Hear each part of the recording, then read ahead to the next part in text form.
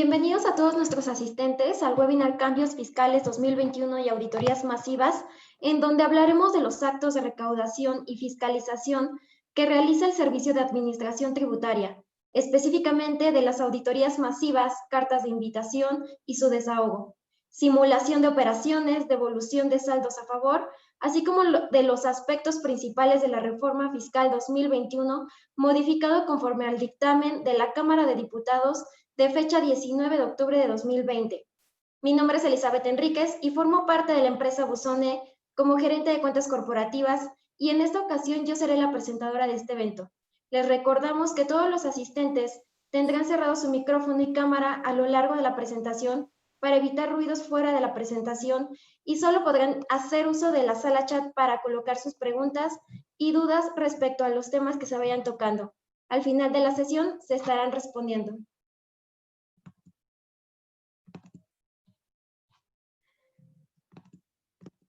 Antes de dar inicio con nuestro primer ponente, me gustaría informarles que al participar en este webinar, todos los asistentes tendrán la oportunidad de registrarse en la siguiente liga que aparece en esta lámina para poder participar por la creación de su perfil fiscal y su interpretación por Kate Trueba y Castilleja. Así como también podrán obtener hasta un 20% de descuento en los servicios de Buzone y Kate Trueba y Castilleja. Solo deberán dar clic en la liga que está en esta lámina o escanear el código QR, que los redireccionaría a un formulario en donde deberán responder a las preguntas del check-up y con esto su participación quedará registrada.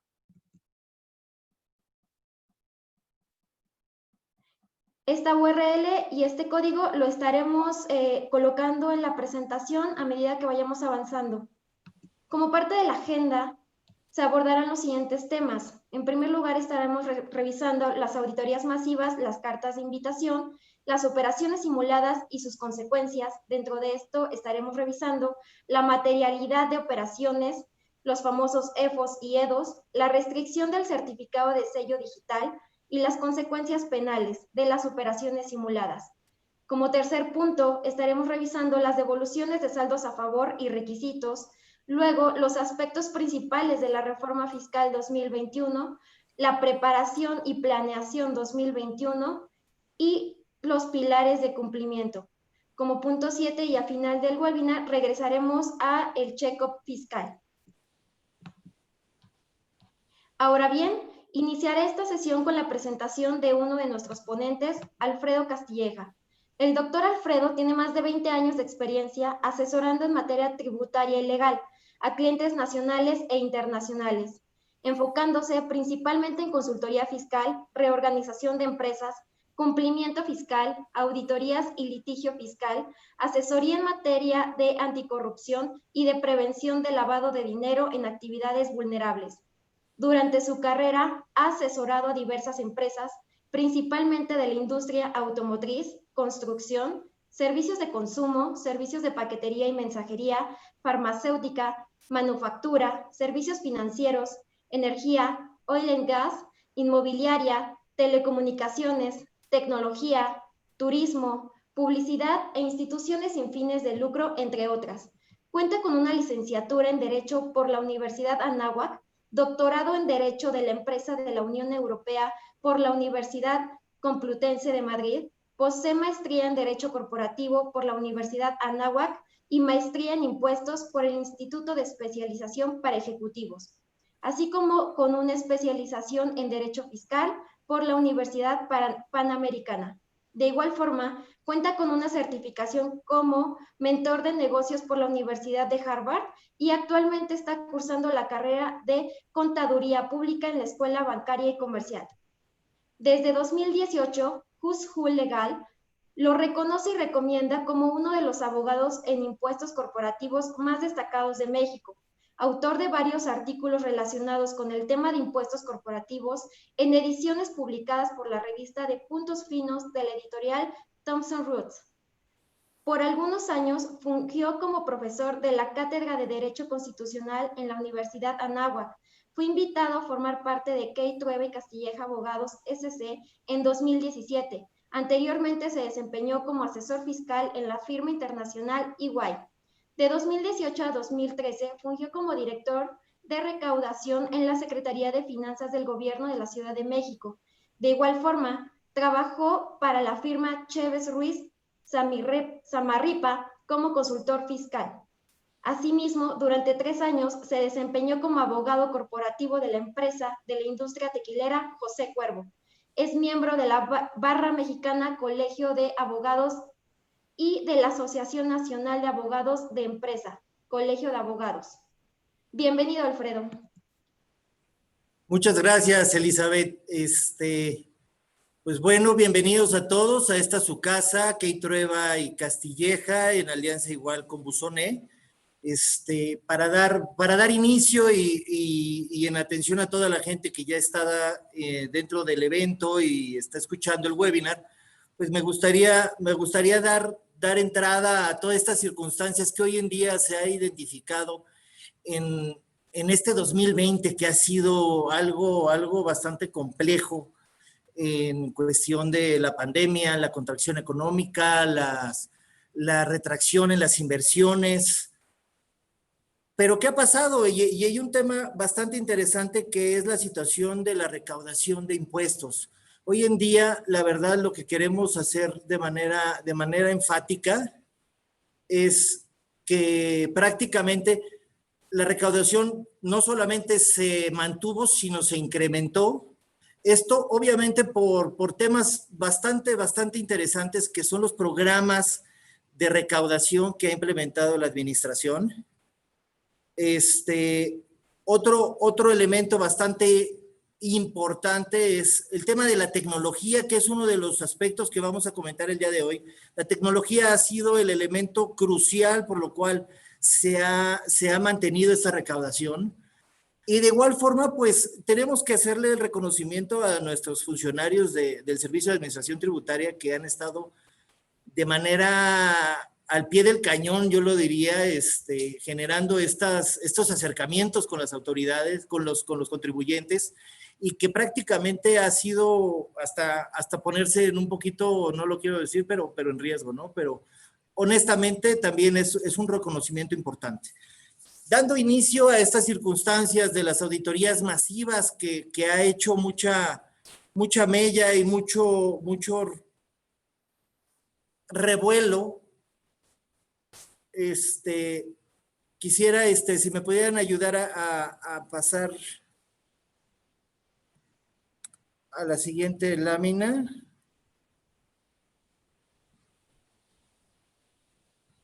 Este es un tema bastante importante. ¿Por qué? Porque a través de todos los que son los programas de vigilancia, de cumplimiento, de la caída recaudatoria que se ha implementado desde hace tiempo y respecto de los actos de fiscalización que se han generado en comparación del 2019 al 2020, pues se ven estos números de acciones que, independientemente que podamos identificar que los programas de vigilancia en el cumplimiento, como son la vigilancia de las obligaciones, principalmente las vigilancias de las obligaciones, de las auditorías masivas y de lo que se refiere a los actos de fiscalización, pues identificamos que aproximadamente casi son 27.9 millones de acciones, a diferencia del 2020, que son 18.3 millones de acciones, pero eso no hace diferencia porque la recaudación se incrementó y mucho viene en este tema de las auditorías masivas.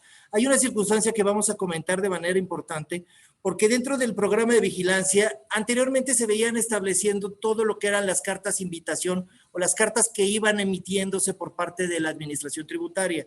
Hoy en día esas cartas las vemos que se transpolan un poco más al efecto de las auditorías masivas, y que es en donde genera esta gran incremento también de la fiscalización, y que estas cartas o estas auditorías masivas van mutando y se convierten en actos de fiscalización directa, ¿no? Conforme al 42 del código, y que hay un punto importante, que la fiscalización pues establece que son los, como bien se comenta ahí, pues de buzón tributario, los temas de los correos electrónicos, y la otra son las visitas conforme al 42, y principalmente lo que pudiera realizarse a través de la Administración Central de Fiscalización Estratégica, que son las acciones primordiales.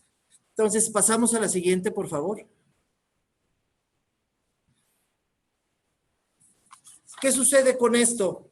Aquí es en donde vemos que hay una total diferencia en la recaudación, independientemente de que sea la pandemia.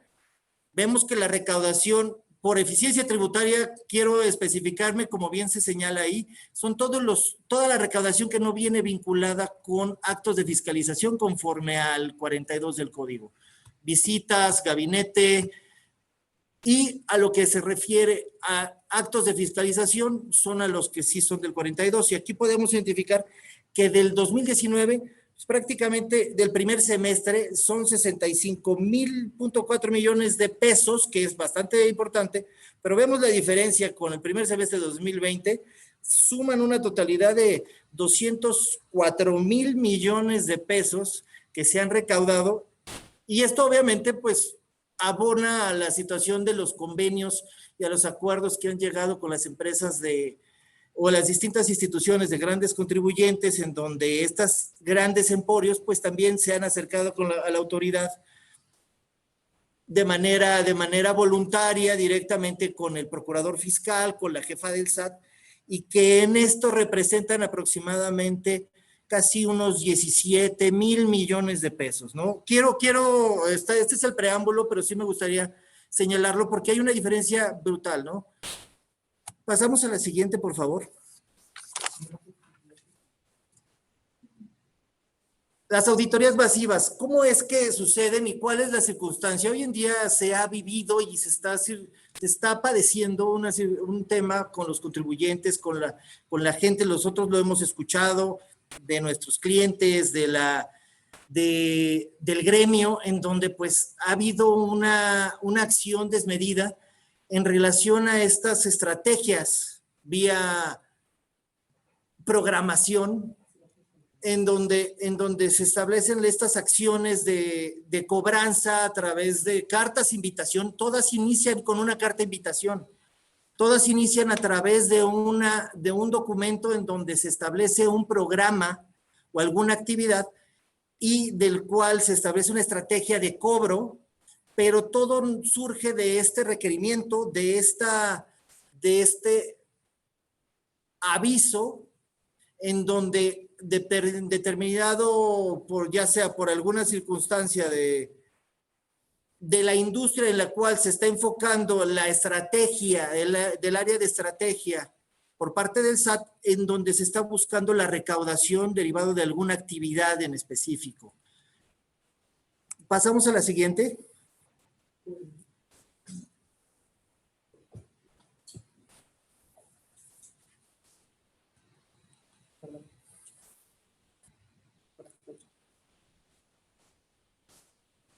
Ya.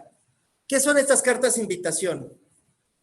Pues prácticamente aquí lo que nosotros identificamos y que viene derivado de los fundamentos que establece la ley del SAT, el reglamento interior del SAT, en donde podemos justificar que son exhortos por parte de la autoridad para que te invites a regularizarte y del cual ya te establecen determinados montos. Aquí es un tema bastante sui generis, porque como bien lo comenta la autoridad, pues se señalan montos en donde se señalan actividades en la cual se establece que el SAT implementará programas y proyectos para reducir los costos de operación, y de igual forma establece que la Administración General de Recaudación, a través de las distintas subadministraciones o administraciones desconcentradas, podrán emitir comunicados y realizar acciones necesarias para promover el pago de créditos fiscales que cuenten los contribuyentes sin que por ello se considere el inicio de facultades de comprobación, así como calcular y enviar propuestas de pago. Aquí hay una circunstancia, esto ya se presentó ante la Corte estableció que no son resoluciones definitivas, que no son impugnables, pero de igual forma la Corte estableció de cierta forma que deberían de ceñirse a un determinado aspecto y criterio. Entonces, de esta forma es que se están estableciendo determinados supuestos en donde podemos considerar que la autoridad, a través de estas cartas de invitación, se está acercando, se está buscando cómo recaudar, pero han mutado estas cartas y cada vez se han vuelto mucho más agresivas con un tema fuera del contexto de esa invitación, de este tema de apoyo o de asistencia para poder apoyar o identificar algún beneficio.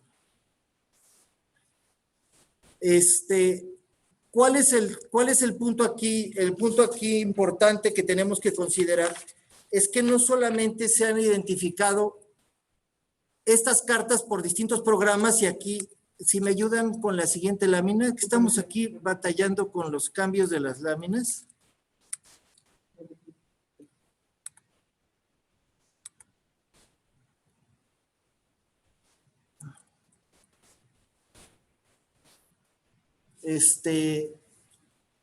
Y aquí, ¿cuáles son los temas, no? Los temas que podemos identificar, pues son las inconsistencias entre los FDIs y las declaraciones.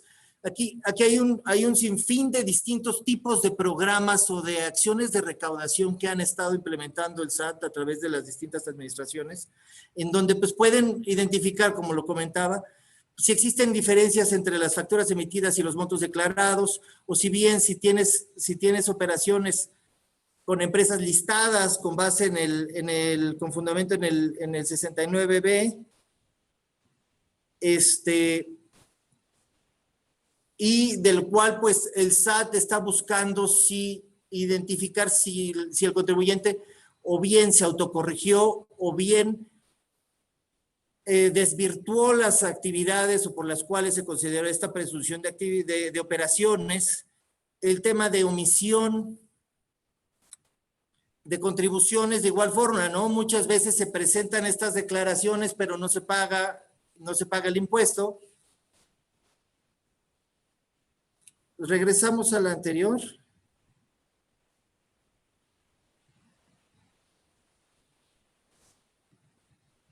Y aquí, ¿cuál ha sido la circunstancia? Que estas cartas, y un punto muy, muy, muy delicado es que todos vienen en distintos programas, los programas que establecen y los órdenes que establecen las acciones de fiscalización por parte del SAT están determinadas por un determinado orden, o en su caso se le considera un número de control.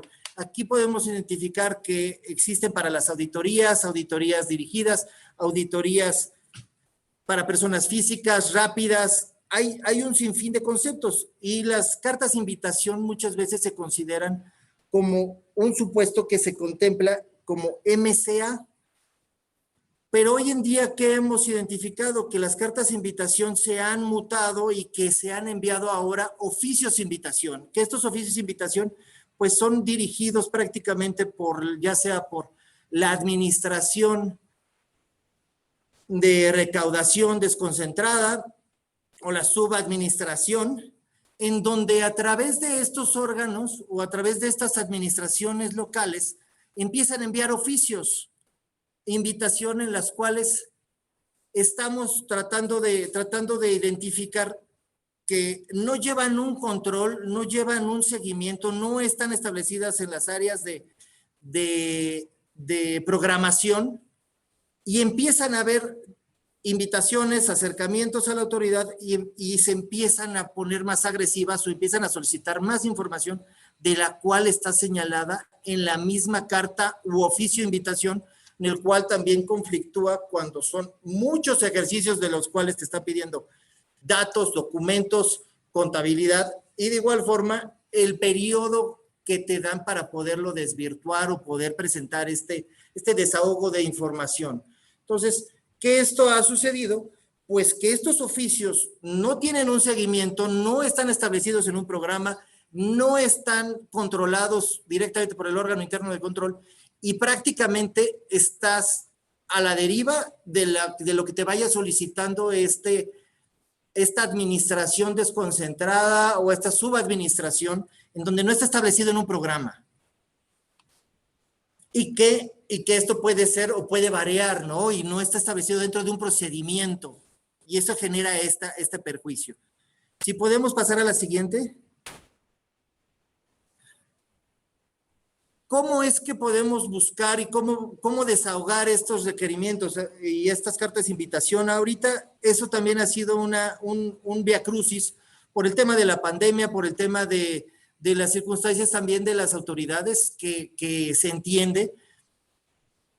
De igual forma, por eso también salió publicado el comunicado 61 el 12 de octubre señalando que se establece la nueva regla de la 2.12.15, en donde si tú tienes una carta de invitación o un requerimiento de esta naturaleza, pues también te puedes acercar a la administración desconcentrada más cercana o bien presentar la información para desahogar el requerimiento a través de mi portal. Lo que nosotros les reiteramos a nuestros clientes, a los contribuyentes en general y a todos, pues busquen ese acercamiento con la autoridad, sí o sí. Obviamente te establecen un correo, hay que enviar ese correo con la información. Hay un sobrecupo o están rebasados por estas circunstancias también. Aquí hay que comprender, y esto nos lo ha reiterado mucho la autoridad, en donde entendemos que esto no les vamos a contestar luego, que es lo que nos comentan por el exceso de información. Y la otra es, oye, es que yo estoy llamando a la extensión y nadie me contesta.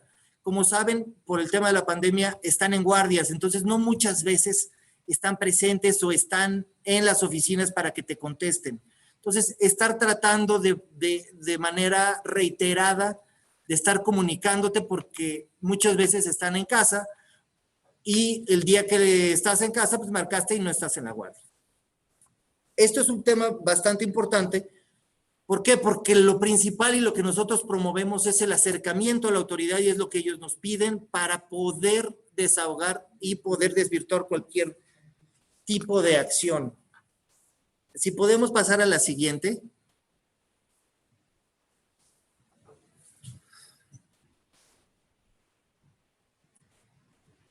Gracias.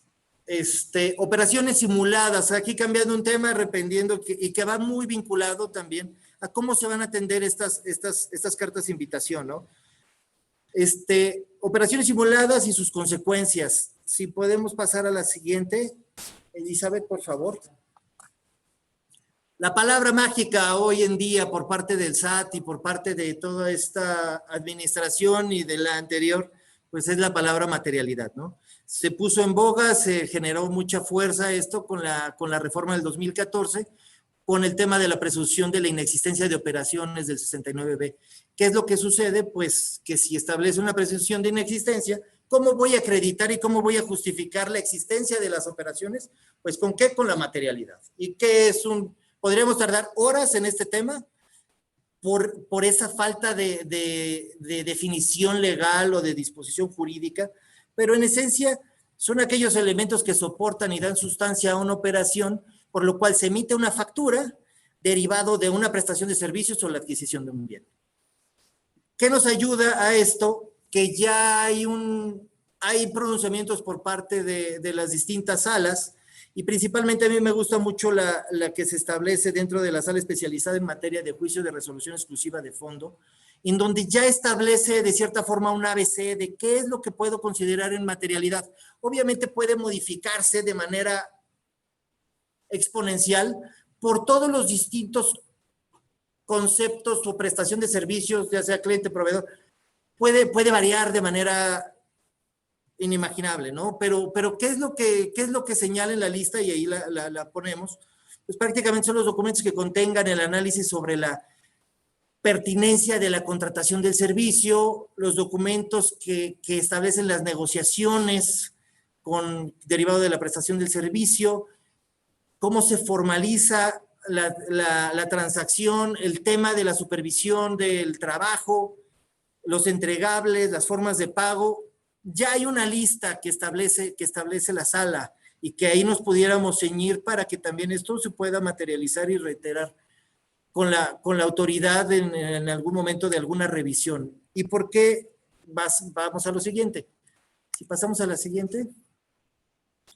Y que aquí es el tema pues que hoy en día es de los aspectos más relevantes por la intención de esta nueva administración, que son combatir toda la corrupción, combatir la simulación de operaciones, combatir todas las empresas factureras, que eso lo aplaudimos y lo estábamos pidiendo desde hace años, porque en verdad es un problema para el país, y esto es a nivel nacional e internacional. Pero ¿qué es lo que está pasando? Que ahora justos pagan por pecadores, porque si te identificas en el concepto, pues pueden ser empresas que emiten facturas sin contar con activos, personal, infraestructura o capacidad material. ¿Cuál es el problema? Que no solamente las empresas factureras pueden colocarse en un supuesto, sino por la misma operación de las empresas o dentro de un grupo de empresas, ya sea en una holding con sus partes relacionadas, en donde puedan colocarse ya derivado de una auditoría, de una facultad de comprobación, que la autoridad te establezca, oye, es que no tuviste la infraestructura, no tenías el personal, no tenías la capacidad material para poder prestar ese servicio, derivado por lo cual ahí te pega también la estricta indispensabilidad, tal.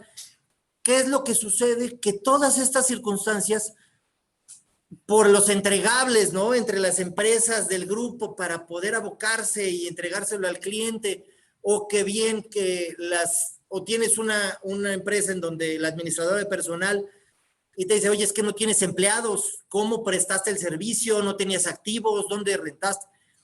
Que de la misma operación o de las mismas, del día a día de la empresa, pues puedas caer en uno de estos supuestos y que la misma autoridad te pueda colocar en esta lista, ¿no? En esta lista negra, y que genere este perjuicio. Igual con lo de pues aquí con los CEDOS, ¿no? ¿Qué es lo que está pasando? Y esto regresando al tema de las cartas de invitación y de la materialidad. Hoy en día, ¿qué es lo que hizo la autoridad? Cuando tú recibes esta carta de invitación o este oficio de invitación, si no te puede enviar 1 o 2, no los atiendes, te puede emitir, que son las medidas de apremio. Y en estas medidas de apremio, ¿qué es lo que sucede? Que te pueden emitir, si no atiendes, y esta es la pregunta, y este es el tema relevante, se tienen que contestar, porque si no te pueden emitir ya sea una multa o bien el tema de la restricción del certificado de sello digital, o hasta en su caso una cancelación, un bloqueo de cuentas. Pero ¿qué es lo que pasa con la restricción del certificado de sello digital? Que aplaudimos la circunstancia de poder combatir la compra de facturas, pero lo que vemos en el 17H bis va mucho más allá, o sea, no son 10 fracciones, si lo vemos, pueden ser hasta más de 100, 150 supuestos en donde podría haber un tema de interpretación del cual pudieras colocarte en una restricción de tu certificado digital. ¿Y qué es esto? Que en realidad lo que está sucediendo es que la autoridad te está llevando a que forzosamente estás obligado a llevar a la perfección la contabilidad y tus obligaciones fiscales con un mínimo incumplimiento, o con el mismo mínimo incumplimiento que pudieras tener, ya te podrías colocar en una situación de restricción en tu certificado de sello digital. Entonces, esto no va hacia las empresas que realizan operaciones simuladas, sino esto es, yo como contribuyente, a ver, ya no puedo equivocarme. No me puedo equivocar porque si no, me restringen mi sello. Entonces, eso va mucho más allá de lo que se ha establecido. ¿Y qué es lo que hemos identificado? Que las autoridades han hecho abuso de esto, porque es en la misma redacción, son presunciones, en donde no hay una fundamentación, no hay una motivación, y del cual pues también podemos ejercer actos de defensa y medios en donde nosotros como asesores podemos identificar que podemos apoyarlos respecto de estas circunstancias, o de la cual también te restringen tu sello digital, o te lo cancelan, empiezas a tener acercamientos con la autoridad y te empiezan a pedir más información o te empiezan a requerir otros supuestos distintos a los por los cuales te restringieron tu sello digital. Entonces ya te inician una auditoría sin ningún procedimiento y sin ninguna forma y te tienen secuestrado porque prácticamente no puedes generar ningún ingreso, como ustedes bien lo saben. Pasando al siguiente tema, y aquí es una circunstancia que puede haber una discusión de los penalistas, pero pues la ley es muy clara, ¿no? Podemos identificar que el Código Fiscal en el 108, 109, 113, pues ya lo identifica como un delito en donde hay sanciones de 2 a 9 años de prisión en caso de la compra, comercialización, expida, enajenación de comprobantes fiscales. ¿Y qué sucede? Que esto va a hacer una ola o una marea, ¿no? En donde se establece lo siguiente, que si yo o como contribuyente me coloco en un tema de venta de facturas o adquisición o bien de defraudación fiscal, según se establece en el Código Nacional de Procedimientos Penales, yo estaría sujeto a un tema de prisión preventiva de oficio de entrada, ¿no? Si es que las facturas superan 7.8 millones de pesos. ¿Qué sucede de manera adicional? Que si me encuentro en estos dos mismos supuestos, pues se da conforme a la ley federal contra la delincuencia organizada, yo estaría como un supuesto de delincuencia organizada. Y en ese mismo tema, pues va a lo siguiente. Pasamos a la siguiente. Que si me encuentro en el supuesto de la delincuencia organizada, me aplica la Ley Nacional de Extinción de Dominio. Entonces, todo tiene una causa-efecto y la autoridad hacia dónde está yendo. A que si yo realizo o de manera independiente, o sea, no estoy, o sea, la situación no es el tema de la compra o no de las facturas, que ese no es el tema es de que te puedan colocar en esta lista alguno de tus proveedores o tú como empresa por alguna operación que tú te actuaste de manera, de cierta forma, a la ligera, que no tienes esa materialidad para poder acreditarlo y que te listen, y tendrías todo este efecto dominó que te pudiera generar una circunstancia penal de manera relevante. Pasamos al siguiente tema. Tema de devoluciones de saldo a favor y sus requisitos. Aquí hay una circunstancia bastante interesante y que va muy enfocado en la parte de la tecnología también, porque hoy en día podemos observar que la autoridad ha sido de cierta forma reticente y de manera conservadora no se han emitido rechazos por parte de la autoridad para las devoluciones de impuestos. No quiero caer en el tema de flujos de otras interpretaciones, pero pues obviamente lo que podemos identificar es que existen errores o por los cuales la autoridad está rechazando estas solicitudes de devolución y que va muy enfocado a errores en las presentaciones de las declaraciones, diferencias entre CFDIs emitidos y las declaraciones mensuales, inconsistencias en la DIOT, el tema de si tienes operaciones con empresas listadas, el tema de la materialidad, el tema de no localizado, que es una circunstancia que también vamos a comentar. Pero ¿qué ha pasado? Que la autoridad de aquí te da por desistida tu solicitud o te la rechaza. Y aquí pues tendrás que ir a un recurso de revocación, a un medio de defensa, pero si te da por desistida, así te puedes mantener, ¿no? Y qué es lo que muchas veces pasa, que te regalan una auditoría, ¿no?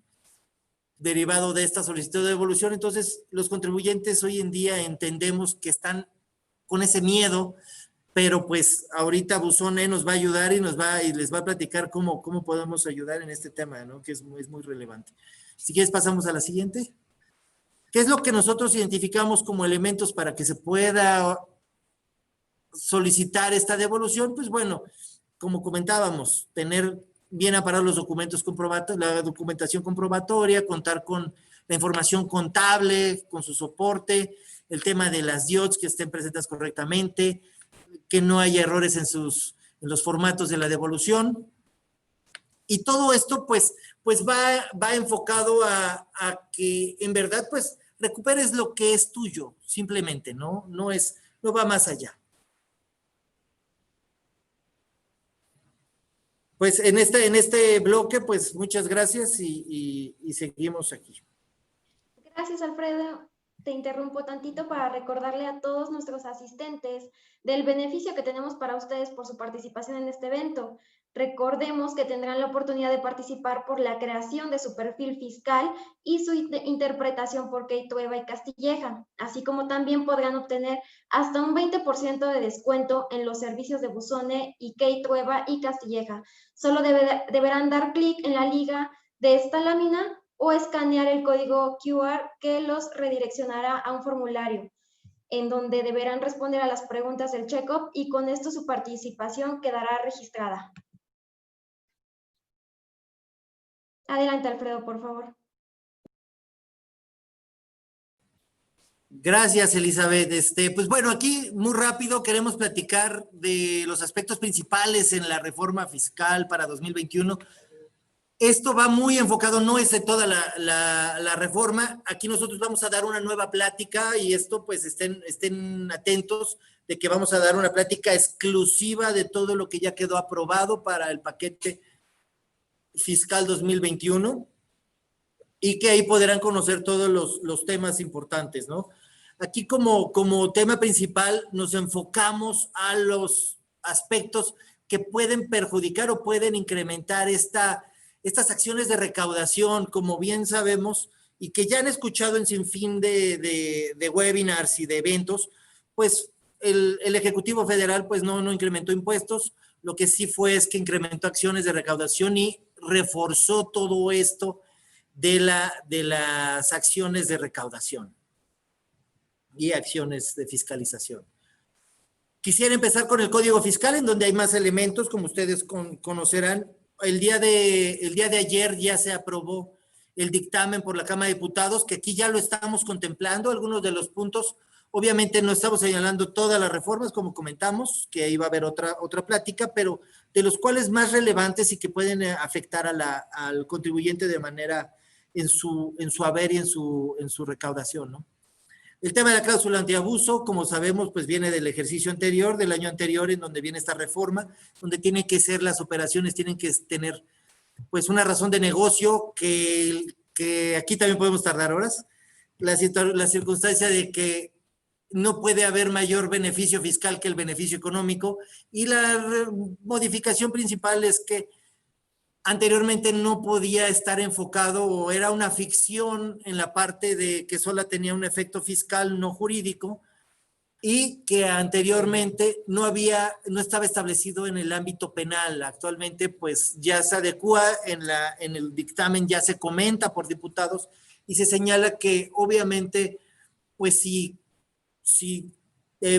realizas algún delito, cometes algún delito, pues se perseguirá, ¿no? O sea, no es nada más. O sea, yo pienso que no era necesario, ¿no? Esta reforma. El tema de buzón tributario, que aunque no tiene tanta relevancia en su esencia, pero sí entre líneas, que es que ya van a estar emitiéndose avisos, notificaciones, mensajes de interés en donde todo el tiempo ya va a estar el SAT a través de este buzón tributario, pues con un marcaje personal, ¿no? Con el contribuyente, en donde más está buscando que el contribuyente se familiarice más con su buzón y que haya una mayor interacción. El tema de moda que se ha comentado, pues las circunstancias con las facultades de comprobación, en donde se prevé la posibilidad de utilizar herramientas tecnológicas para la recopilación de información. Aquí, obviamente, esto se comentó ya también en el dictamen. Se establece que las autoridades fiscales deberán de fundar y motivar de manera perfecta el uso de herramientas tecnológicas. Obviamente sabemos hacia dónde va la circunstancia que va para la simulación de operaciones, pero el riesgo es este uso, ¿no? Tenemos empresas que la información, pues no sabemos a dónde va a parar. Si el auditor si va a controlar estas cámaras, estos teléfonos, esta información confidencial de la misma empresa, en dónde pudiera llegar y que esto pudiera generar un mar de posibles amparos, ¿no? También esto es una realidad. Otro tema importante es la asistencia fiscal. Esta es algo que ya venía haciendo el SAT a través de sus distintas administraciones centrales, en donde a las distintas industrias ya las estaba fiscalizando, las estaba invitando a acercarse. ¿Para qué? Para que identificaran cuáles son los distintos comportamientos en sus utilidades, ingresos, deducciones, en la operación, en donde pues la industria ya tiene una determinada postura, un determinado ingreso, comportamiento semejante en donde debe de haber una concordancia, y cuando identifiquen alguna empresa del mismo sector que ya fue revisado y que varíe de manera relevante, pues ahí es en donde pueden iniciar ya sea pláticas para una circunstancia de presión, para una autocorrección, o bien la circunstancia de que te inicien facultades, ¿no? Esto ya se venía haciendo, solo que ahora pues ya se está poniendo en código.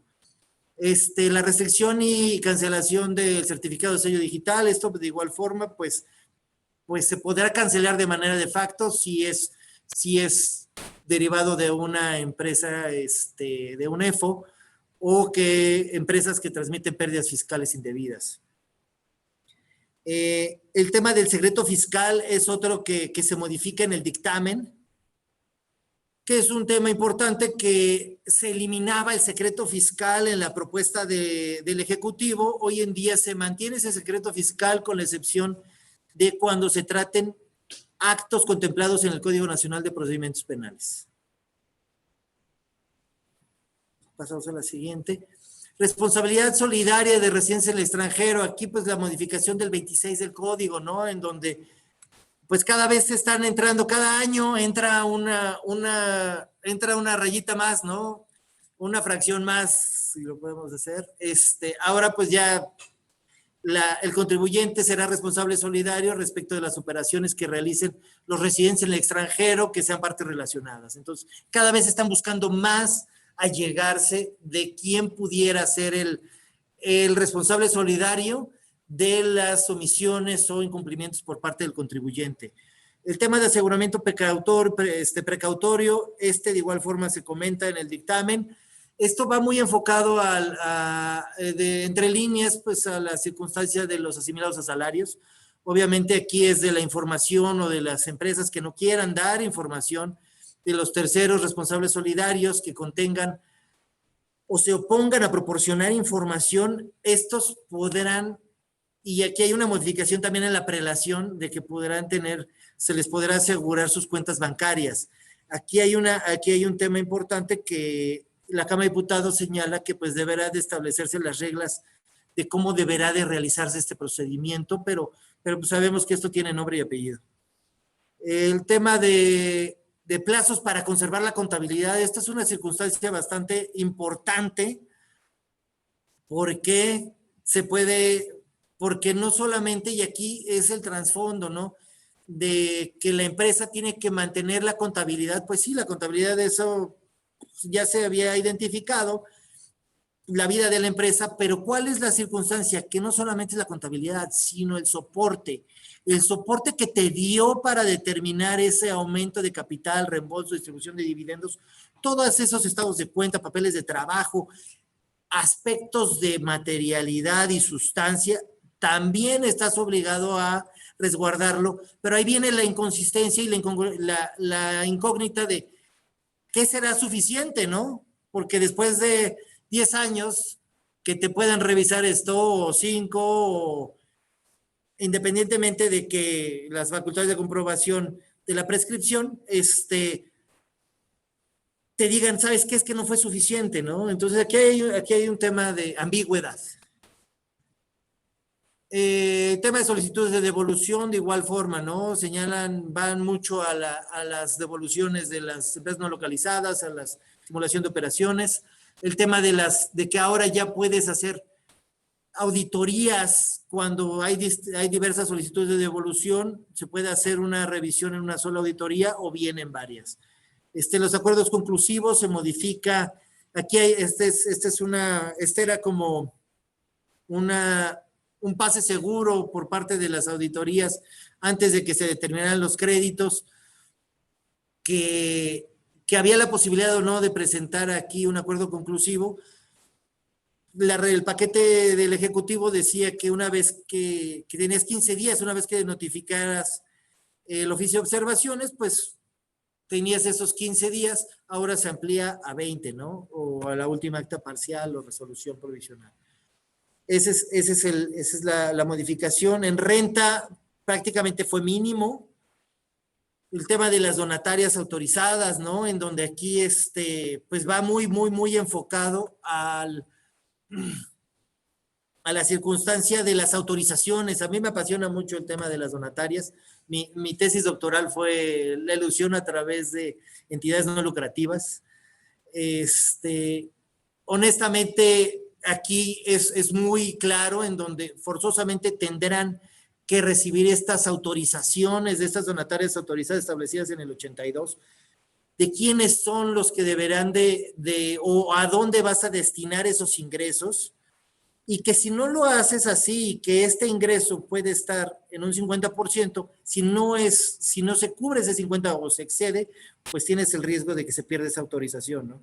Y esto pues obviamente por un efecto de un mal uso que han tenido, ¿no? Estas donatarias. Hay un beneficio que anteriormente te decía que el 10%, ahora pues de cierta forma se incrementa a un 50%, pero pierdes. Anteriormente estaba el beneficio de que si era más del 10%, pues se consideraba un ingreso acumulable conforme al título 2, ¿no? El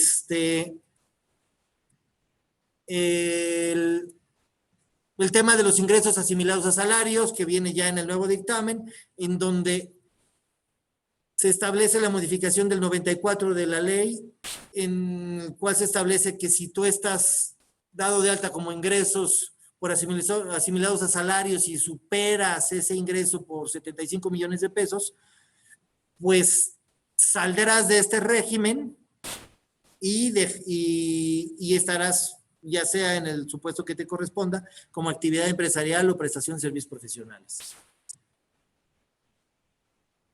Otro punto relevante, pues, es la tasa de retención de personas físicas, que esto, pues, ha sido muy debatido y bastante controvertido por el tema de estas plataformas digitales, que es desde el transporte terrestre, que ya se limita o se establece del 2.8 y anteriormente había un tema gradual dependiendo del ingreso. El tema del hospedaje, de igual forma, el 5%, la enajenación de bienes y prestación de servicios del 2.5, ¿no? Y este ha sido todo un tema mediático, ¿no?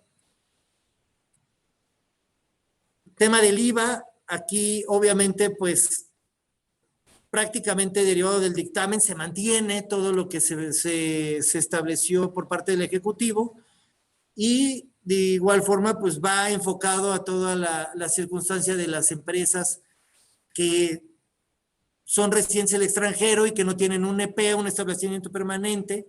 Pues aquí la situación o la obligación del 100% de la retención del IVA. Y de igual forma el tema de la venta, ¿no? De bienes que usados o de intermediación, en donde pudiera ser considerado que antes no estaba, que ahora ya está grabado, ¿no?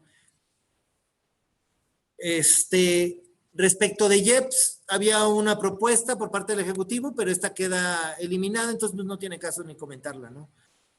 En esencia, estos son los comentarios. Les reitero, va a haber una plática de todo lo que es reforma fiscal para 2021 y paquete económico. Pues estamos a sus órdenes para cualquier duda, pregunta, aclaración respecto de la presentación, así como de cualquier otro supuesto, ¿no? Gracias, Elizabeth. Y gracias a todos por su participación. Muchas gracias, Alfredo. Nuevamente queremos recordar a nuestros asistentes que pueden participar por el beneficio que tenemos para ustedes por la participación en este evento. Recordemos que tendrán la oportunidad de participar por la creación de su perfil fiscal y su interpretación por Key Trueba y Castilleja, así como también podrán obtener hasta un 20% de descuento en los servicios de Buzone y Key Trueba y Castilleja. Solo deberán dar clic en la liga de esta lámina o escanear el código QR que los redireccionará a un formulario en donde deberán responder a las preguntas del check-up y con esto su participación quedará registrada. Muchas gracias al doctor Alfredo por su participación y valiosos comentarios respecto a los cambios fiscales para 2021 y las auditorías masivas del SAT. Ahora me gustaría presentarles a nuestro segundo ponente, Octavio Caña, quien nos platicará un poco sobre los pilares de cumplimiento.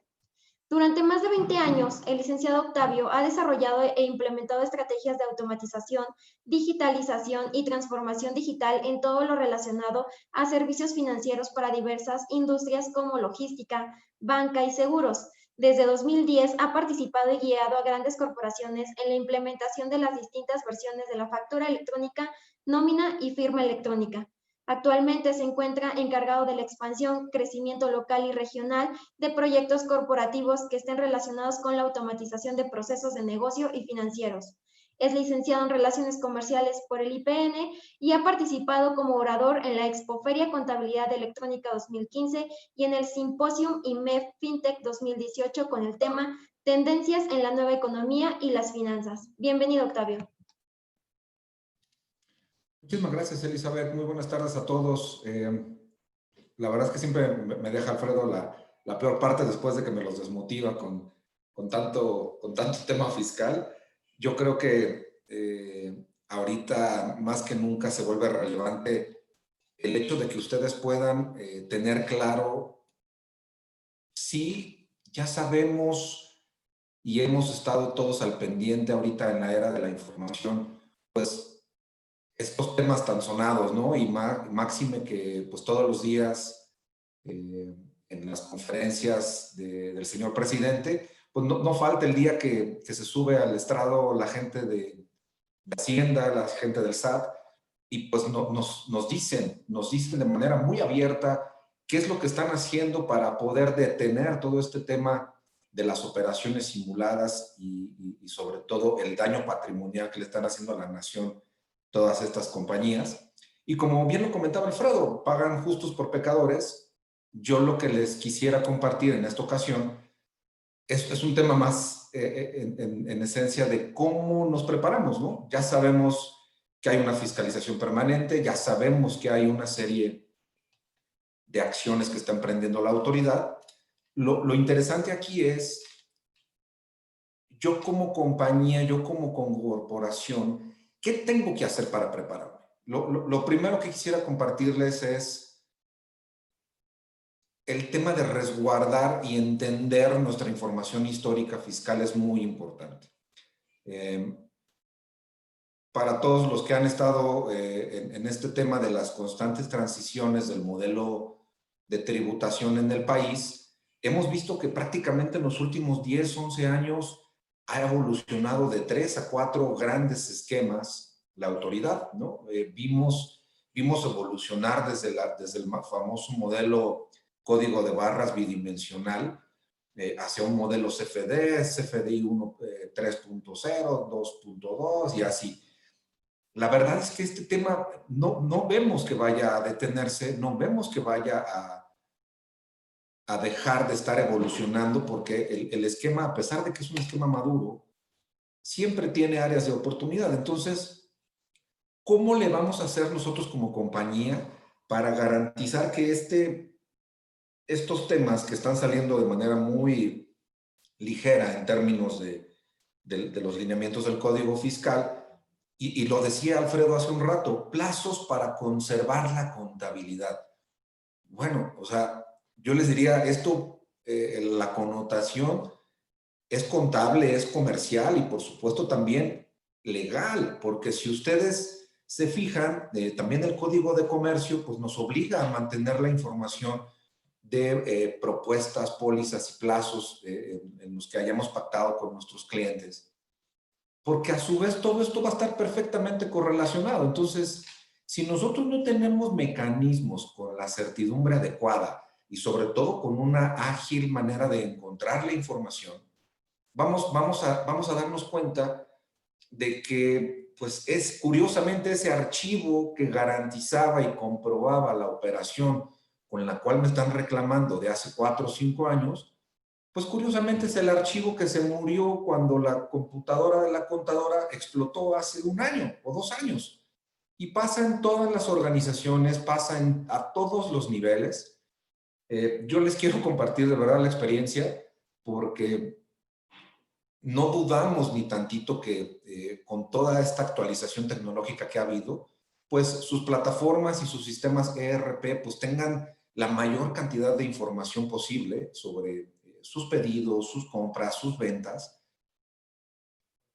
Pero tristemente, y digo tristemente porque se gastan millones de pesos todos los años en licencias de software en las corporaciones, el activo más crítico y justamente donde se hizo el cálculo a veces no fue dentro del ERP. Hay muchas variaciones y muchos procesos que nos van a generar estas diferencias, ¿no? Justo el tercer punto que les estoy mostrando en la lámina es el punto, que creo hace todo el sentido del mundo, porque aquí ustedes es donde deben de poner muchísima atención. ¿Cómo le hago para comparar y cotejar las cifras que tengo en mi sistema contra lo que tiene verdaderamente la autoridad? Esto va muchísimo más allá de una situación de cumplimiento.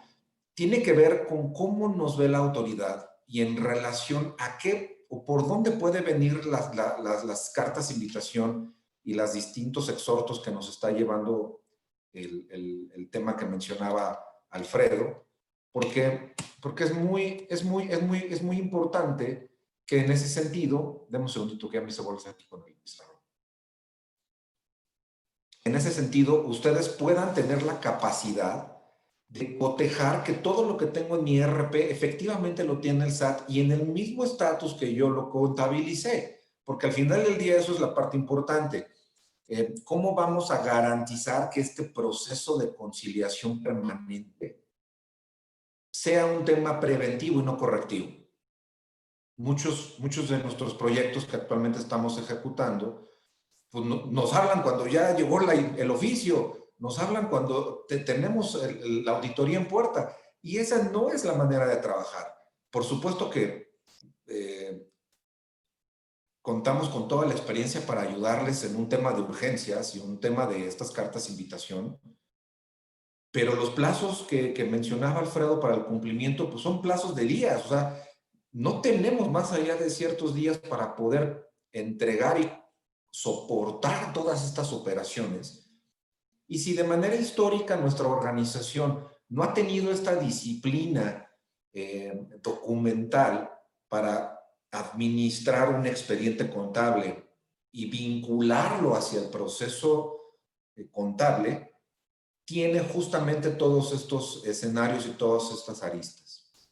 Entonces, ¿qué es lo que les estamos recomendando? Que ustedes piensen de manera integral, es decir, la implementación de un sistema de gestión documental justamente les va a permitir a ustedes crear expedientes sólidos que independientemente del paso del tiempo y con el paso de los años, pues no se nos deteriore la información, ¿no? Tuvimos la oportunidad de ir a digitalizar un expediente en papel muy fuerte que teníamos en una dependencia gubernamental, en una paraestatal, y nos sorprendió el estado físico de los papeles. O sea, nos pidieron que fuéramos a digitalizar expedientes del 2017. Y bueno, dentro de nosotros pensamos, pues no ha de estar tan mala información. El estado físico donde estaban las cajas y la humedad y todo eso, no les quiero platicar el nivel de deterioro que tenía ese papel y prácticamente fue imposible digitalizarlo. Por más que ya habíamos ido a digitalizar ese expediente, ya no fue suficiente. Entonces, implementar un sistema de gestión documental implica que desde su proceso de originación de la documentación, sus contratos, sus facturas, sus acuerdos con los clientes, las actas administrativas y todo lo que forme parte del proceso, ustedes ya pueden estarlo digitalizando instantáneamente.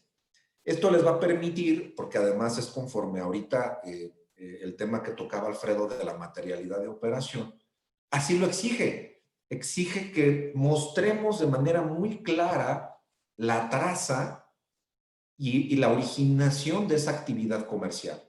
Es decir, pues sí, ya no basta con que emita bien la factura, que no sea un EFO y que me la paguen adecuadamente.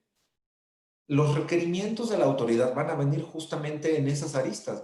Nos van a preguntar y nos van a cuestionar del flujo histórico que ha tenido esa operación. Y es cuando entonces nos damos cuenta que pues la propuesta la teníamos firmada en una hoja, esa hoja se quedó en el escritorio de un vendedor, cuando el vendedor lo dimos de baja, pues tiramos todos sus papeles, y a la hora que estamos buscando el soporte probatorio, pues nos damos cuenta que no está. Entonces, no hay necesidad de que ustedes hagan circo, maroma y teatro para documentar un proceso. Si desde el inicio ustedes originan a través de los distintos mecanismos, ahorita es prácticamente muy disponible la tecnología de firma electrónica avanzada y con trazabilidad a través de los modelos de blockchain. Para todos aquellos que no estén familiarizados con este concepto, el blockchain justamente es una cadena de datos que permite relacionar y garantizar la integridad en el paso del tiempo sin que haya una alteración en el modelo de datos. Entonces, estos modelos de blockchain se pueden implementar a un flujo documental donde desde el inicio ustedes, desde que generan su contrato, desde que solicitan los flujos de firma, ya venga todo en electrónico y estos procesos son plenamente soportados actualmente por tanto Secretaría de Economía como por Hacienda y por supuesto también a través de la Ley de Firma Electrónica Avanzada. ¿Okay? Entonces, eso es lo que les podemos recomendar. Ustedes en este momento necesitan tener la capacidad de entender estos modelos, estos pilares tecnológicos. Y quiero platicarles cómo deben ustedes sugerir y trabajar a través de sus áreas de sistemas con montar un modelo en donde les permita obtener información de manera muy ágil, conseguir y conciliar prácticamente todos los modelos de la preparación de datos. Y todo comienza con lo que les explicaba. Ya sea que su expediente haya nacido en electrónico o lo tengan en papel, debe de haber un proceso en donde de manera armónica lo estemos integrando con los flujos de firma y donde podamos entender, procesar y conciliar la información. Un sistema de control fiscal que nos permita tener visibilidad al 100% de las operaciones que tiene el SAT va a ser muy valioso para poder vincularlo a través de los procesos y que ustedes puedan acceder de manera simple a un motor de búsqueda. Ese es el resultado esperado. Que ustedes pongan el número del expediente, el número de la orden de compra o el número de documento contable y les despliegue todo un expediente comercial, legal y fiscal en donde ustedes puedan de manera clara y sencilla entregarle a la autoridad una comprobación de la operación. Porque en eso se va a resumir todo. Ya no nos van a dar los plazos que anteriormente se venían dando, la agilidad con la que ahorita la autoridad requiere que respondamos, es cuestión de días. Y si la información no la tenemos armonizada, se va a volver en todo un tema, ¿no? Entonces, sí es importante que entendamos cómo armar y cómo utilizar los beneficios de la tecnología para este tema, ¿ok? Una de las herramientas que creció alrededor del cerca del 26% contra el año anterior fue las herramientas de Robotic Process Automation. Muchos de ustedes nos han consultado, oye Octavio, ¿cómo le tengo que hacer para implementar o por qué yo, que soy del área financiera, necesito o voy a utilizar una herramienta de robots? Bueno, esto es muy importante porque hablaba Alfredo de los requisitos que nos pide la autoridad, ¿no? Y uno de los requisitos para poder hacer una devolución de impuestos, pues es que no tengamos errores en los reportes financieros. Un tema, por ejemplo, de los reportes de la DIOT, o bien garantizar que las declaraciones tengan su armonía en torno a mi comprobación fiscal. Uno de los ejemplos que les puedo explicar y que les voy a poner en este momento en la pantalla es un ejemplo de implementación de lo que sirve, para lo que sirven las tecnologías de RPA. Y nosotros lo hemos implementado para un tema muy sencillo, pero muy necesario, que es el monitoreo de las listas negras. Voy a poner a correr el video. Permítanme un segundito. Aquí está. Entonces, en cuestión de prácticamente un minuto, el robot, si lo pueden ver operando en la parte inferior, se está conectando prácticamente en el periodo de tiempo que yo le pida y yo le diga al monitoreo de la lista en las páginas de la autoridad. En cuestión de segundos va a poblar una tabla de datos basado en los oficios que están publicados de la lista negra. En cuestión de segundos va a vincular y va a cotejar que los cerca de casi 11,000 registros de contribuyentes les muestre un estatus de situación, va a dinamizar el reporte y lo va a cruzar y lo va a mapear contra mi base de contribuyentes. Aquí lo que hizo el pequeño asistente virtual fue crear en cuestión de minuto 20, que es lo que dura ese video, una ejecución que a veces nos puede llevar horas o hasta días si ponemos algún recurso del equipo contable a ejecutarlo. De tal manera que uno de los resultados de esta implementación de un robot de tecnología asistida es de que pueda de manera transparente estar ejecutando todas estas actividades de depuración de información, de monitoreo de datos y de obligaciones de cumplimiento de manera consistente. Este mismo ejemplo que les acabo de mostrar lo hemos podido también implementar en listas de cumplimiento financiero, de la OFAC y de algunos otros organismos que también permiten o son indispensables para ciertas industrias. Y al final es muy importante que ustedes entiendan que estos ejemplos de la tecnología nos van a permitir dar el paso siguiente para llegar hacia los objetivos que la organización necesita y este cumplimiento fiscal. ¿Okay? Entonces, yo lo que los exhorto y los invito es a que planteemos estrategias organizacionales integrales que no solamente estén pensando en un área en particular. Porque si nos centramos a la parte contable, si nos centramos nada más a la parte fiscal, estamos perdiendo de vista el espectro de brindar a la organización de verdadera certidumbre comercial, operacional, legal y tecnológica, con herramientas tan simples que nos pueden evitar un gran dolor de cabeza. ¿Ok?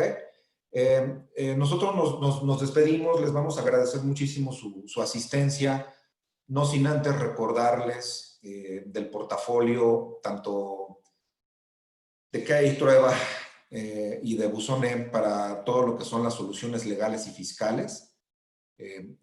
La gente de KTC nos ayuda con todo el tema de cumplimiento y consultoría fiscal, litigios, prevención de lavado de dinero, temas de anticorrupción, seguridad social, competencia económica y jurídico corporativa. Y, por supuesto, en Buzone, desde hace más de 17 años ayudándolos con el cumplimiento de su facturación electrónica de manera automatizada, pero también apoyándolos con conciliaciones de alto volumen, tanto administrativas como contables y fiscales, consultoría para automatizar sus procesos de negocio y, por supuesto, nuestras soluciones de firma electrónica avanzada y contabilidad electrónica para que ustedes puedan cubrir con los objetivos de la organización. ¿Ok? Me gustaría también que pasáramos, Elizabeth, si podemos, al tema de preguntas y respuestas. Por aquí estuve viendo algunos mensajes de los asistentes que son importantes. Si nos ayudas, por favor, a ir compartiendo las preguntas, por favor, te lo voy a agradecer. Sí, por supuesto, Octavio y Alfredo, las preguntas, cualquiera de los dos creo que la puede responder. La primera es, si la autoridad envía una carta de invitación, ¿es obligatorio contestarla? Gracias, Elizabeth. Bueno, aquí hay un tema importante como recomendación y por establecimiento, por lo que se requiere y por la mutación de estas cartas de invitación. sí es obligatorio, recomendamos sí contestarlas, ya que la autoridad, en su caso de que no se conteste, puede fincar medidas de apremio y pudiera realizar actos que fueran más allá de o generarle un perjuicio directamente a los contribuyentes. ¿Y qué va más? El poder identificar mucho de esto, si es una carta de invitación o si es un oficio de invitación, por lo mismo que estábamos señalando, para ver si está regulada dentro de los programas.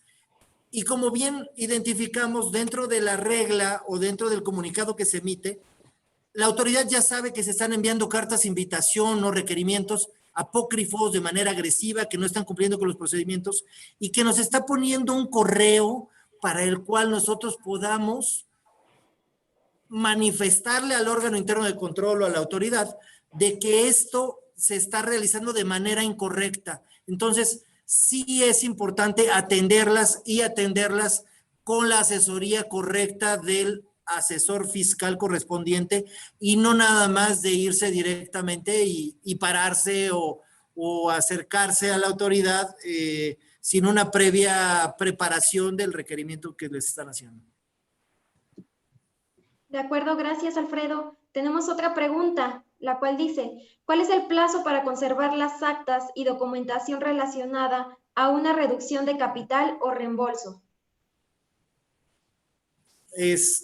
Bueno, pues aquí es un tema también, como lo comentaba en la exposición, es el tiempo de vida de la empresa.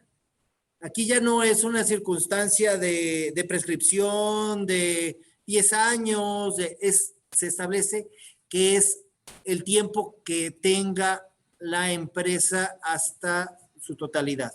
Aquí lo importante, y eso es lo que comentábamos, que queda un poco ambiguo respecto de no solamente es la contabilidad, sino la sustancia, y aquí es papeles de trabajo, estados de cuenta, información relevante respecto de todos estos aumentos o disminuciones de capital, dividendos, toda la operación de lo que pudiera estar considerada como reducción o de capital o algún tipo de reembolso. Entonces, y lo que estamos también reiterando, pues, ¿qué tanto es retroactivo esto, no? Entonces, aquí hay una situación de retroactividad de que a la fecha, pues, entra la norma hoy en día, pero independientemente ya existía la obligación de tener la contabilidad por determinado tiempo, pero no esta sustancia. Entonces, puede haber ahí un elemento de defensa respecto de la entrada en vigor de esta nueva obligación, ¿no? Muchas gracias. Continuando con la tercera pregunta, dice, ¿cuál es el procedimiento para desvirtuar las causas por las que se dejó sin efectos el certificado de sello digital? Bueno, aquí, en principio, lo primero se tiene que identificar cuál es la causa del cual se dejó o se restringió el certificado del sello digital, y de ahí que tenemos que realizar e ingresar a mi portal, específicamente en el trámite, días es el 47, en donde se establece todo el procedimiento de cómo es que se tiene que desahogar, se tiene que solicitar el desbloqueo, se tiene que acreditar que ya se desvirtuó o ya se cumplió con los elementos necesarios y de los cuales dieron origen de esa restricción o cancelación del certificado, y del cual nosotros vamos a presentar vía portal, y que la autoridad está obligada a responderte en un plazo de 3 días, que obviamente ese es el deber ser, ¿no? Pero lo que sí es mucho, esto está involucrada el área de recaudación, en donde se solicita todo este trámite y esta gestión para que se pueda desbloquear el certificado del sello digital. Ok, muchas gracias. Tenemos una cuarta pregunta que dice, ¿cuál es el plazo entre la suspensión del certificado de sello digital y la cancelación del mismo? aquí hay un tema relevante que es, la autoridad te puede restringir el certificado de sello digital.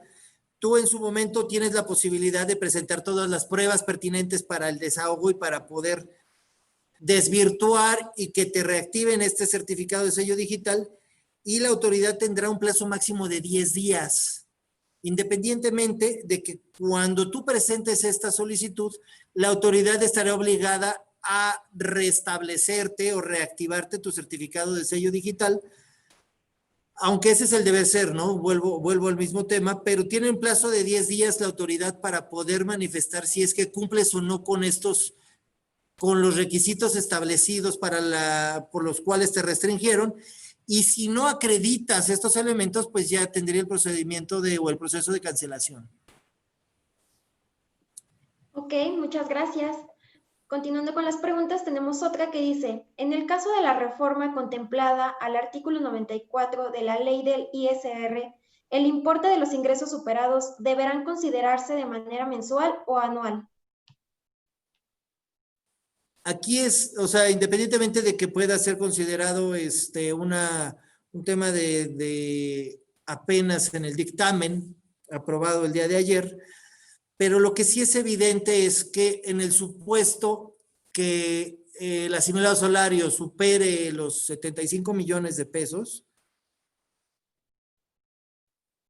será en el momento siguiente, o sea, sería prácticamente en el mes siguiente, en su declaración, por lo cual estaría obligado de manera inmediata al ejercicio, no sería mensual ni anual, sino que en el momento en el que supere en su declaración, estaría obligado a ya adecuarse al supuesto específico, que ya sea como operación de prestación de servicios empresariales o como un tema de actividad, un régimen de actividad empresarial, ¿no? Pero sería prácticamente en el momento en que supere ese umbral. Ok, muchas gracias. Tenemos otras. Dice, dentro de la parte penal, a su consideración, ¿existen elementos para poder vincular a una persona física con un delito fiscal? Otra vez, por favor. Claro, dentro de la parte penal, a su consideración, ¿existen elementos para poder vincular a una persona física con un delito fiscal?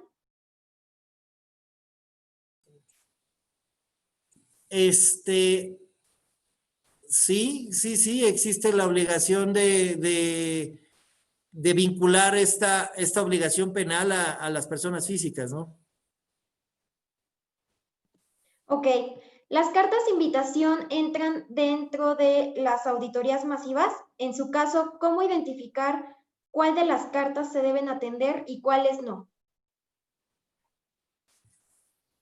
Pues independientemente de que sea una carta de invitación o un oficio de invitación, todas se deben de atender, y aquí es en donde tenemos que tener ese acercamiento con el asesor para que pueda identificar cuáles de los distintos supuestos, y se puede identificar directamente desde la orden, desde la redacción, y cómo es que se pueden o se deben de atender, pero directamente lo que se reitera y lo que se invita es a tener el acercamiento con la autoridad, ¿no? Y esto es una circunstancia muy, muy importante, y lo que nosotros reiteramos es no dejar de atender ninguna carta de invitación. Ok, muchas gracias. Tenemos otro comentario. ¿Nos podrías dar un poco más de comentarios sobre asistencia fiscal?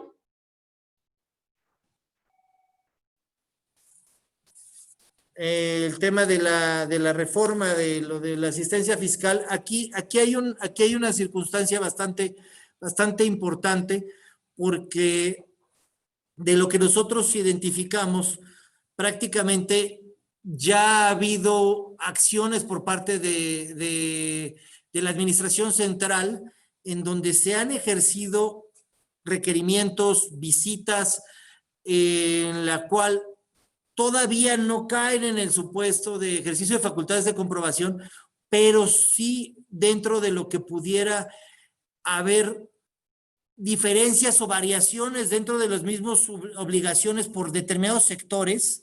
Y aquí pues derivado de la misma operación y mucho de lo que comentaba la jefa del SAT, en donde que iba a auditar al sector metalúrgico, al automotriz, al farmacéutico, en donde todo esto viene muy enfocado también a estas circunstancias, en donde todos los jugadores o las distintas grupos o industrias que estén o que formen parte de esta industria, pues tendrían que tener de cierta forma, estar homologado en el tema de precios de transferencia, en el tema de utilidades, en los márgenes, en el tema de lo que se pudiera considerar la actividad y el ingreso y flujos de estas empresas, ¿no? Aunque pudieran haber variaciones importantes, pero aquí es en donde viene el problema, en donde muchas veces el contribuyente o la empresa,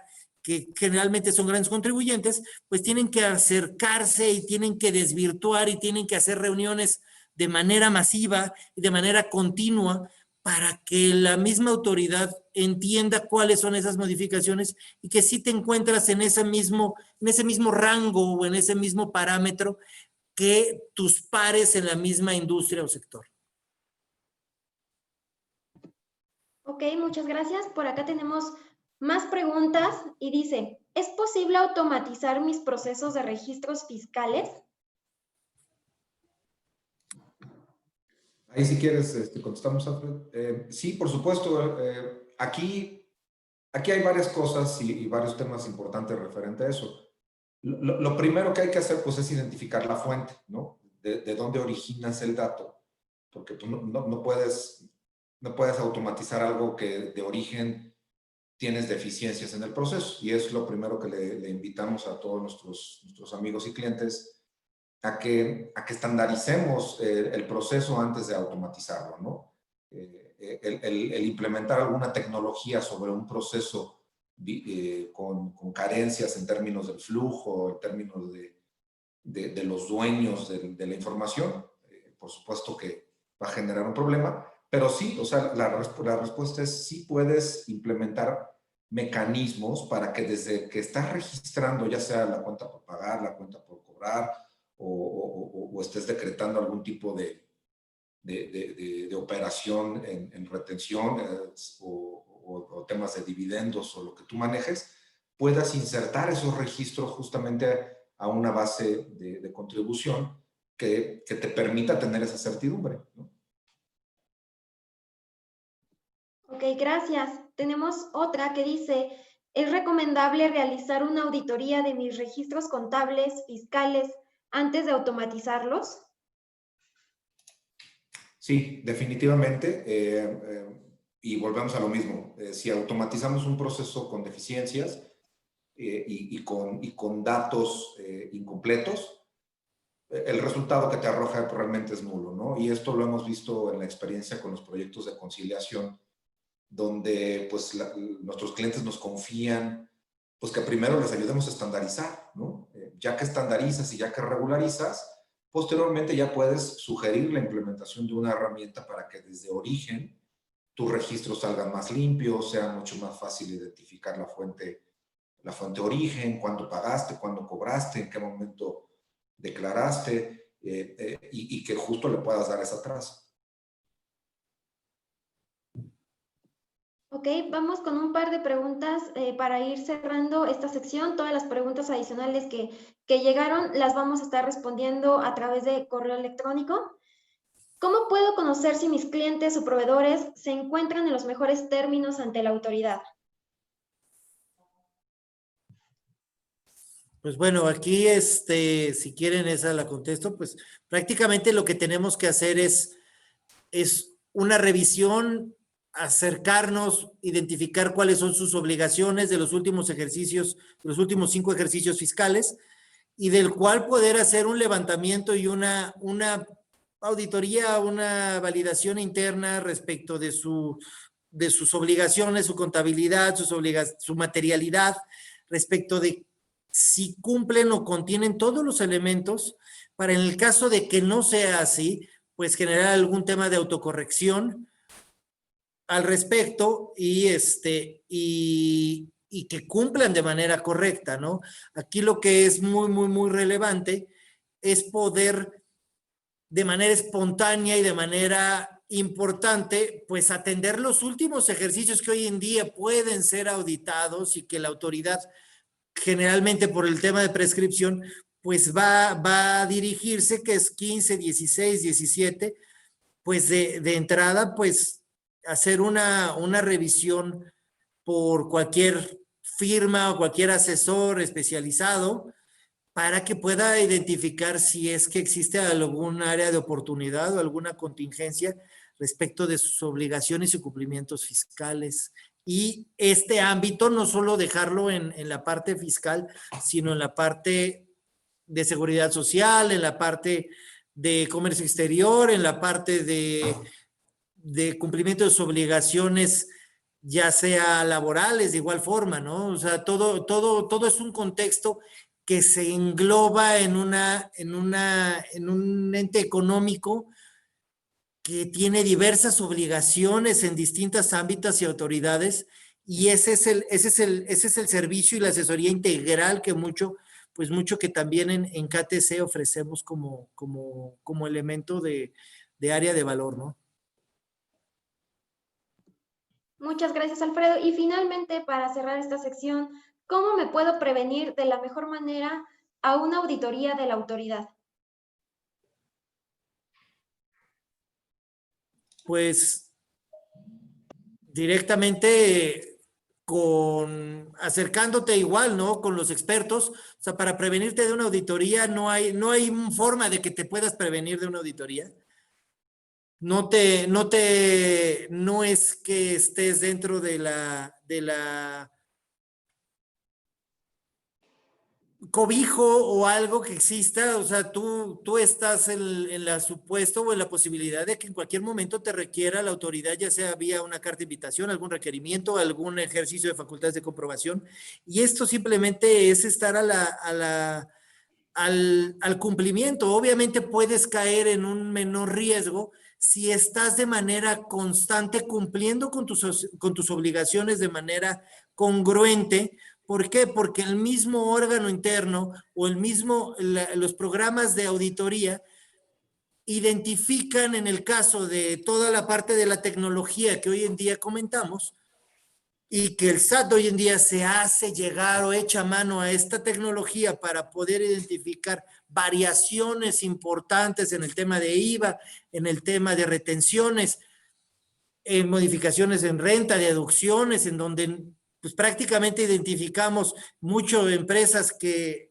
el ingreso es casi similar o el gasto es casi similar al ingreso y no hay un margen de utilidad real. Entonces, todas estas circunstancias las identifica tecnológicamente muy fácil el SAT.